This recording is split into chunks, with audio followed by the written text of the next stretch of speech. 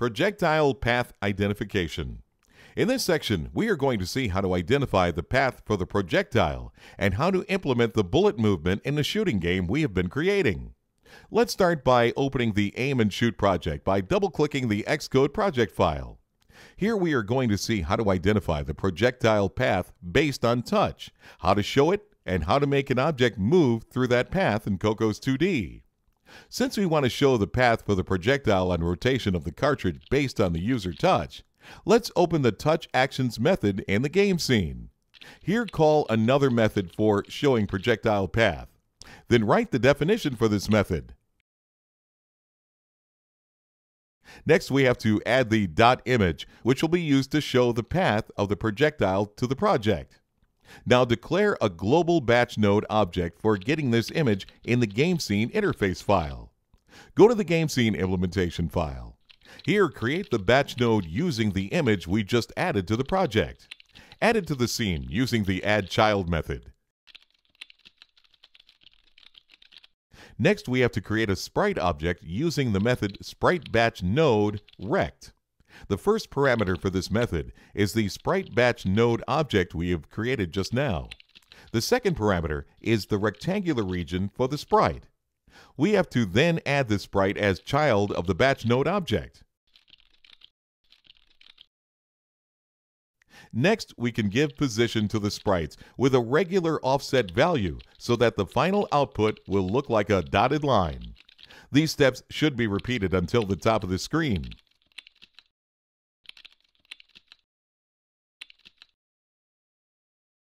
Run the application.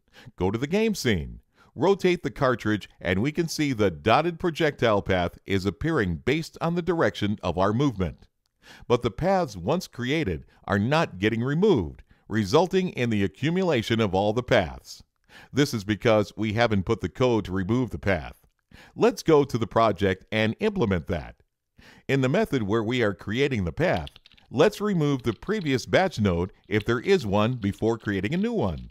This can be done using the remove child cleanup method. Put the same in touches ended method also so that the path will disappear when the user removes his hand from the cartridge. Remove the application and go to the game scene. Move the cartridge add. We can see that the path is appearing correctly now. While moving the cartridge, the path is also moving, and when we remove our touch, the path is disappearing. So our path is ready. Next step is to create and move a bullet along the path when the user removes the touch. For this, let's move to the touches ended method. Put the condition whether the touch is ended in the cartridge region.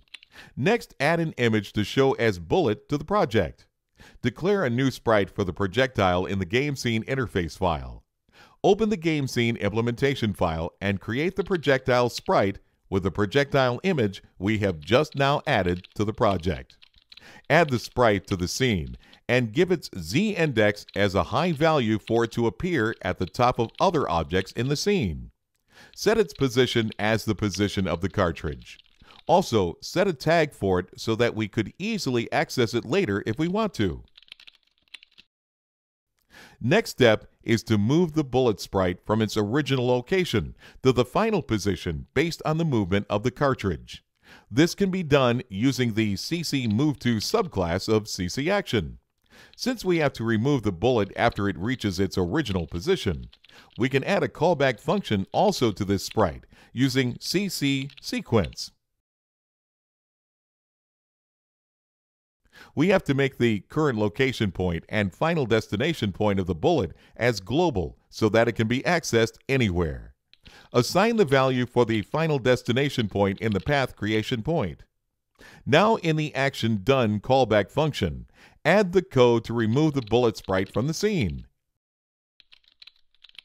Run the application and go to the game scene. We can see that the bullet is getting fired on ending the touch at the cartridge. We can also see that the bullet is getting removed from the screen after reaching its destination location. Another thing that we can notice in here is that bullet is not hitting the spaceship. This we will only add in the next chapter. In this chapter, let's also add a sound effect while the bullet is fired. For this, add an audio file to the project.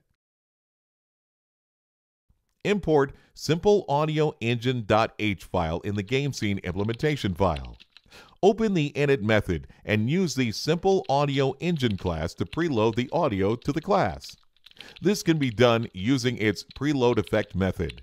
If we don't do this, then while playing the audio, there may be a delay. Now in the place where we are creating the bullet, use the Simple Audio Engine class method to play the audio file.